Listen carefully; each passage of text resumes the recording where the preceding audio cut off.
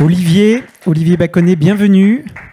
Bienvenue et merci aussi de remplacer Alexandra un peu au pied levé, puisque c'était Alexandra qui était prévue, mais que c'est toi qui fais les prévisions.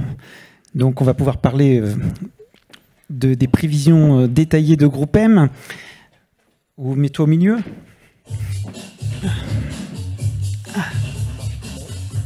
Vas-y, essaye. Bonjour. Oui, ça marche. Vous m'entendez bien? Oui. Ouais, ça marche très bien. Alors d'abord, tu es Chief Investment Officer chez Groupe M. Oui, c'est un peu... Ça consiste à quoi? C'est impressionnant. Hein. Oui, tout à fait. Donc, en effet, c'est le pilotage. Alors, ça regroupe pas mal d'activités chez nous, mais c'est notamment pour ce qui nous occupe aujourd'hui, c'est le pilotage des investissements de nos clients et aussi la projection de ce qu'on peut réaliser ou de ce qui peut se passer sur le marché. C'est aussi la couverture des expertises, des métiers d'expertise sur l'ensemble des agences de Groupe M. Donc tu pilotes aussi la partie prévision. Oui, tout à fait. Oui. Alors, avant de parler de prévision, quelles sont pour toi les conditions de la croissance du marché publicitaire en France? Beaucoup de choses ont été dites jusqu'alors. Moi, j'en vois deux. Je vois deux piliers principaux. Évidemment, c'est le contexte économique qui va faire que la croissance peut être présente ou elle peut en effet être plutôt en réduction. On s'aperçoit que la croissance économique ou la capacité à avoir une confiance dans l'économie est essentielle dans notre marché. Si on reprend sur les 20 dernières années, on va retrouver 3 ans de décroissance d'investissement publicitaire, qui sont 3 années qui suivent les crises financières, je parle de 2008 et de 2011, et puis la crise sanitaire qui est un peu plus exceptionnelle en 2020. Et donc il y a un véritable effet direct de la décroissance économique sur la décroissance publicitaire. Donc il faut qu'il y ait une constance économique, une confiance dans l'économie pour que la croissance publicitaire puisse être là. Et puis la deuxième chose, c'est créer de l'attractivité par l'offre et par la capacité à transformer en efficacité l'investissement média. C'est-à-dire que ce ne soit pas simplement une dépense, mais vraiment un investissement qui permettent en effet d'attacher, de créer une addiction à l'investissement média pour les clients des médias. Et ça, il faut pouvoir mesurer. Donc il est essentiel de mesurer l'ensemble des actions et de regarder la contribution des investissements qui ont été réalisés à la transformation dans l'efficacité de cet investissement au profit des marques qui le réalisent. Est-ce que la digitalisation des médias traditionnels participe à la croissance ? Totalement, parce que la digitalisation des médias, alors quels qu'ils soient d'ailleurs, parce que tous les médias se digitalisent, ça a été dit précédemment, la digitalisation des médias, ça veut dire quoi? Ça veut dire qu'on va avoir plus de données, plus de flexibilité, plus d'agilité dans la réalisation, et toutes ces données, tous ces éléments-là vont permettre de mesurer plus vite, de manière plus précise également, l'efficacité des campagnes. Donc ça, c'est évidemment essentiel. Que la digitalisation profite d'une certaine manière à la réalisation de la mesure d'efficacité qui vont permettre donc de pouvoir avoir de la récurrence dans les investissements. On a vu tout à l'heure que le bilan du premier semestre était plutôt bon, voire très bon. Est-ce que chez Groupe M, on perçoit aussi un ralentissement sur le deuxième semestre, sur la fin d'année? Est-ce qu'il y a des annulations de campagne? Alors, je pense que dans le premier semestre, il y a 2 temps. En fait, la décroissance ou le ralentissement de la croissance, elle existe depuis le mois de mai. Il y a depuis le mois de mai un début de ralentissement de la croissance publicitaire, ou après un très très bon début d'année, mais qui est lié notamment à un effet de base. Hein, si on prend juste des chiffres de croissance, si on regarde la valeur absolue, c'est évidemment un peu différent. Mais ce ralentissement s'opère depuis le mois de mai. Un été vraiment pas bon. Un mois de septembre qui n'a pas apporté la reprise qu'on pouvait estimer. Et on se retrouve au mois d'octobre, par contre, et sur les 2 derniers mois de l'année, novembre et décembre, avec plutôt une certaine tension sur la demande. Un très très bon mois d'octobre d'ailleurs. Et novembre-décembre, encore quelques incertitudes parce qu'on est dans un marché extrêmement court-termiste en termes de prise de décision. Mais néanmoins, on a plutôt une tendance du T4 qui est un peu redressé par rapport à ce qu'on a vu sur le T3 qui vraiment s'est avéré catastrophique pour notre marché. Et ça peut être imputé à un effet Coupe du Monde ou il y a d'autres effets? Non, je pense qu'il y a un effet aussi retard dans les prises de décision, et plus l'année avance, plus finalement les décisions se prennent. Alors la Coupe du Monde peut avoir un impact, évidemment. On a du mal à le quantifier. Bon, d'abord parce que c'est atypique, hein, une programmation qui se passe en fin d'année, on ne l'a jamais vue jusqu'à présent, et c'est surtout sur une période où généralement les médias sont plutôt un peu encombrés. Il y a quand même beaucoup de demandes qui est faite à cette période-là. Donc c'est difficile de le mesurer. Et puis il y a quand même un petit bruit de fond autour du Qatar qui fait qu'on pourra avoir quelques déceptions quant aux investissements réels en association avec l'événement. Mais bon, l'offre publicitaire, l'offre des médias sur novembre-décembre, elle ne se résume pas qu'au Qatar. À la Coupe du Monde au Qatar, évidemment, il y a beaucoup d'autres opportunités. Et nous, on pense qu'il y aura encore une certaine solidité des investissements sur le T4. Néanmoins, c'est extrêmement fragile. Et l'année, j'ai vu que des révisions avaient été apportées chez Magna récemment sur l'année 2022. Il est vrai que ce n'était pas ce qui se profilait en début d'année quand on a vu en effet cet effondrement à partir du T3.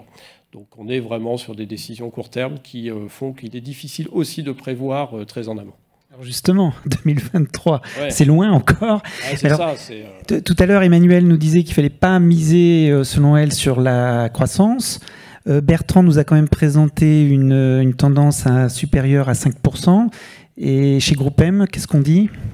On imagine, nous, une tendance autour de 6% de croissance des investissements, uniquement portée d'ailleurs par les médias, par le digital, alors que sur l'année 2022, sur 100% de croissance, il y a quand même 20% de croissance qui est réalisée par l'affichage. Bon, pour des effets de base, évidemment, mais quand même, c'est pas 100% sur le digital.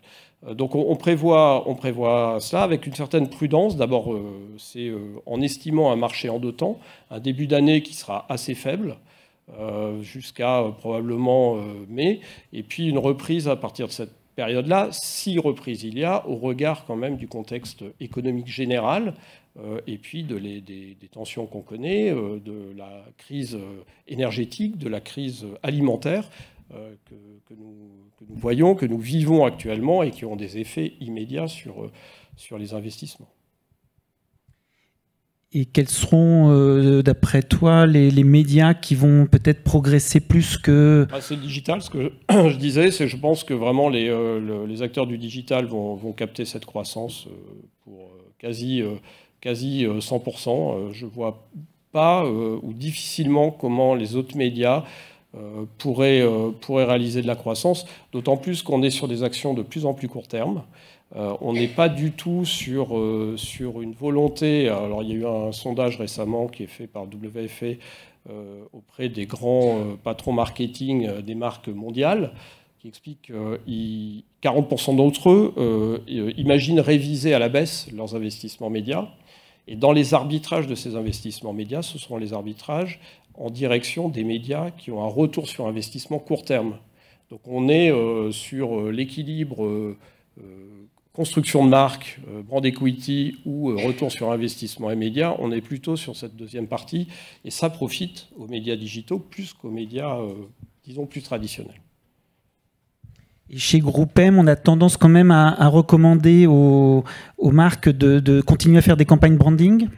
Il faut toujours maintenir à un certain niveau, en effet, son capital de marque. Ça paraît indispensable pour ne pas repartir de zéro et d'avoir un déficit de reconstruction important et d'être obligé de réinvestir massivement pour pouvoir rebâtir, en effet, ce qui aura été perdu par un désinvestissement sur plusieurs mois. Si on regarde maintenant la structure de l'offre média, est-ce que les acheteurs d'espace ont accueilli la nouvelle de la non-fusion entre TF1 et M6 comme une bonne ou une mauvaise nouvelle ? Bon, alors les acheteurs d'espace, je ne sais pas. En ce qui nous concerne, nous, on était plutôt favorable à cette fusion. C'est ce qu'on avait indiqué à l'autorité de la concurrence en y mettant évidemment des garde-fous, en y mettant des zones de contrôle, des audits qui permettaient aussi d'analyser les éventuelles politiques commerciales communes, et puis en séparant les régies, et pourquoi pas en réouvrant les quotas publicitaires, que ce soit pour l'ensemble de l'offre ou les quotas publicitaires pour le service public. même si on ne souhaitait pas une forte réouverture, mais une réouverture à la marge. Donc bon, c'est plutôt une déception. Voilà, maintenant il faut tourner la page. On en a beaucoup parlé pendant des mois, ça ne se fait pas. Je crois que la crainte du marché était associée à un risque d'inflation. Enfin, en matière publicitaire, en tout cas, c'était associé à un risque d'inflation. Je ne crois pas qu'il n'y ait pas d'inflation sur 2023 grâce à ça. Au contraire, même, je pense. Je pense que ça ne peut, en affaiblissant deux acteurs, on réduit leur capacité à délivrer de l'audience et donc on va être très très vite sur une saturation de l'offre par rapport à la demande qui fera que, et quand bien même il n'y ait pas de croissance, hein, puisque si la DEI est en réduction et que la demande est stable, en réalité on est sur de la saturation publicitaire, donc on augmente les tarifs. Je pense qu'on va aller sur des augmentations assez importantes et certainement pas moins importantes après la non-fusion plutôt qu'après la fusion. Donc le risque inflationniste, il est toujours présent en matière télé, en tout cas. Voilà, donc ça n'aura pas résolu ça. Et est-ce que l'arrivée de la publicité sur Netflix ou Disney réduit ou augmente ce risque inflationniste ? Alors le marqueur est très très mauvais du coup dans ce contexte-là parce que alors c'est une offre nouvelle qui arrive, donc c'est très intéressant.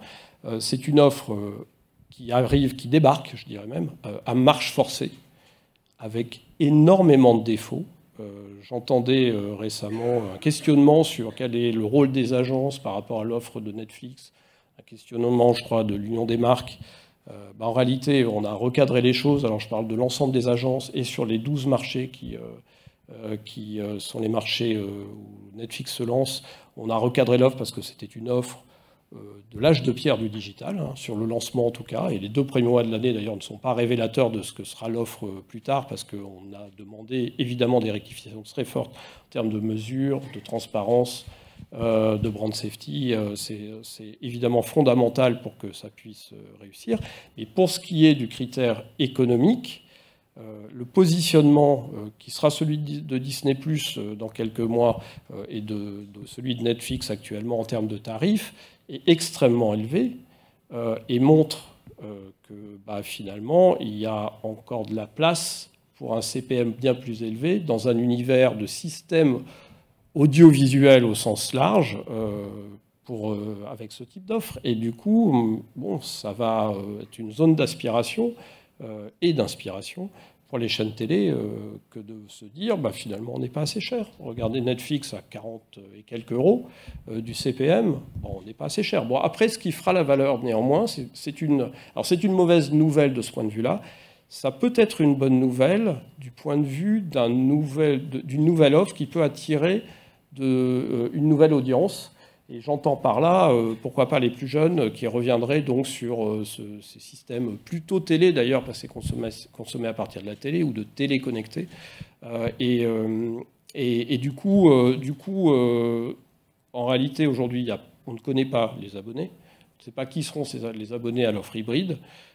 Donc il est important de pouvoir les qualifier pour voir si c'est vraiment une valeur ajoutée par rapport à ce dont on dispose entre nos mains en termes d'offres publicitaires, ou si c'est simplement quelque chose de supplémentaire qui se superpose et qui n'a finalement, surtout à ce prix-là, pas tellement d'intérêt.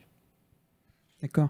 Eh bien, pour conclure, tout à l'heure, on a posé la question à Emmanuel Soin, qui est quel est pour toi le média qui fera la surprise un peu de l'année prochaine ? Qui fera mieux que prévu? Alors, moi, j'aime. Alors, c'est plus personnel, en fait. J'aime bien le podcast. Je pense que le podcast a un véritable potentiel. Le podcast, en plus, est un levier pour l'ensemble des médias, pour les titres de presse notamment. Et je trouve que c'est un très, très bon relais. On peut s'associer aux valeurs du contenu de manière assez aisée. Je trouve également que le podcast, on parle beaucoup d'attention publicitaire sur le marché actuellement. C'est une écoute plutôt au casque, assez peu de publicité. Généralement, il y a une pub avant le démarrage du podcast, donc on est vraiment dans l'attention. Et je crois que le podcast a un rôle à jouer croissant dans les prochains mois, pour ne pas dire les prochaines années.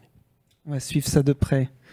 Chez SCB, d'ailleurs, on a un événement dans 2 jours sur le podcast, Frédéric. Merci Olivier. Et à l'année prochaine, j'espère.